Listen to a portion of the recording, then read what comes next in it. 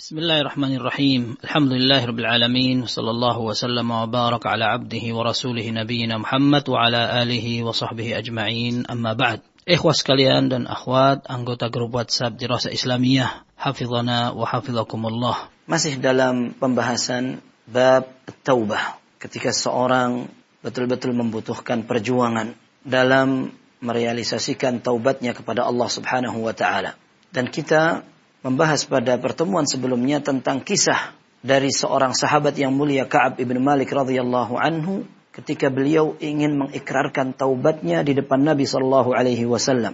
Ka'ab bin Malik melanjutkan, akhirnya ketika dia berterus terang di hadapan Nabi sallallahu alaihi wasallam, maka apa reaksi Nabi sallallahu alaihi wasallam? Beliau bersabda, faqala Rasulullah sallallahu alaihi wasallam, amma hadza faqad sadaq. Adapun sahabatku ini, dia jujur. Faqum hatta yaqdiyallahu fik. Maka berdiri dan pulanglah sampai engkau melihat apa yang akan Allah putuskan untuk dirimu. Wasara rijalun min bani Salimah fattaba'uni. Setelah beliau jujur, selesailah tugas dia. Dia merasa lega, aku berhasil jujur. Dan sekarang dia akan melihat apa konsekuensi dari kesalahan dia, kemudian kejujuran dia. Setelah beliau beranjak dari majlis Nabi sallallahu alaihi wasallam, kemudian datang orang-orang di belakangku dari Bani Salimah, dari kabilah yang merupakan kabilah dari Ka'ab bin Malik. Mereka ngikuti di belakangku. Faqalu li, wallahi ma 'alimnaka adznabta dzamban qabla hadza. Kamu ini, kami tidak pernah kenal engkau pernah berbuat salah sebelum ini. Kenapa engkau masih jujur sehingga membuat engkau sendiri sedih? Laqad ajizta fi alla takuna i'tadzarta ila Rasulillah sallallahu alaihi wasallam bima i'tadzara ilaihi al-mukhallafun faqad kana kafiyaka dhanbaka istighfar Rasulillah sallallahu alaihi wasallam lak. Kamu ini gagal. Kenapa kamu tidak bisa ngomong, mencari alasan yang bisa membuat engkau dimaklumi Nabi sallallahu alaihi wasallam sebagaimana orang-orang lain?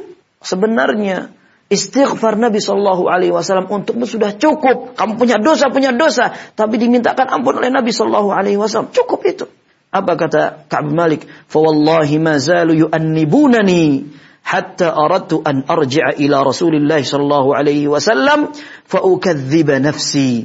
Mereka terus menghasutku, berbicara di belakangku, kamu mestinya tidak perlu seperti itu, kamu tidak perlu jujur, kamu mencari alasan saja. Terus mereka mengajakku seperti itu. Sampai aku hampir berubah pikiran. Aku sampai pengen kembali menghadap Nabi sallallahu alaihi wasallam. Aku ralat alasanku. Aku ralat penjelasanku tadi dalam kejujuran. Aku ingin mencari alasan untuk mendapatkan kebijaksanaan Nabi sallallahu alaihi wasallam. Tsumma qultu lahum, akan tapi aku sempat bertanya. Aku sempatkan untuk mencari informasi sebelum aku memutuskan. Hal laqiya hadha ma'i min ahad? Kita bisa ambil pelajaran bagaimana seorang ketika dia sudah memiliki tekad yang baik untuk bertakwa kepada Allah, akan tetapi alangkah buruknya pengaruh kawan-kawan yang buruk, kawan-kawan yang jelek. Kita lihat bagaimana Ka'ab bin Malik radhiyallahu anhu hampir saja dia mungkir. Setelah dia jujur di depan Nabi sallallahu alaihi wasallam, hampir dia berbalik arah karena hasutan orang-orang di sekitarnya. Maka benar apa kata Nabi sallallahu alaihi wasallam dalam hadis yang diriwayatkan oleh Imam Ahmad, Abu Dawud dan Tirmidzi, ketika beliau mengatakan al-mar'u ala dini khalilihi. Seorang berada di atas anutan orang-orang terdekatnya. Ketika orang berkumpul, bergaul dengan orang-orang buruk, khawatir sekali keimanan dia terganggu oleh orang-orang di sekitarnya yang buruk. Orang Arab mengatakan as-sahibu sahib. Sahabat itu dapat menggeret.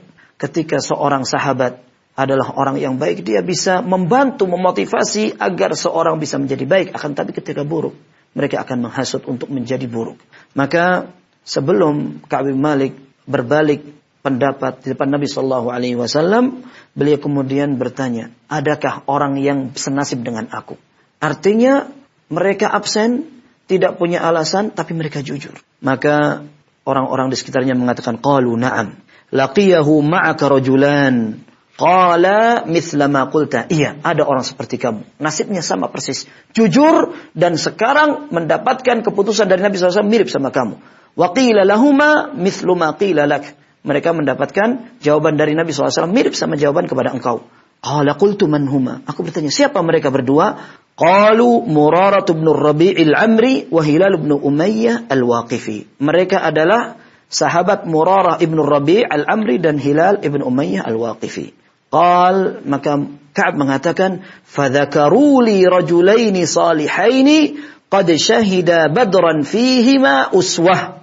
Ternyata yang disebutkan bahwa dua orang senasib itu adalah dua orang saleh yang pantas dijadikan teladan. Orang yang baik, kuat tekad pendiriannya, dan dijadikan sebagai teladan yang baik. Famadaitu hina dzakaruhuma li, maka aku menjadi mantap. Aku tidak menjadi mungkir ketika aku mendengar ternyata orang yang senasib denganku, dengan perjuangan dan pengorbananku adalah orang yang saleh.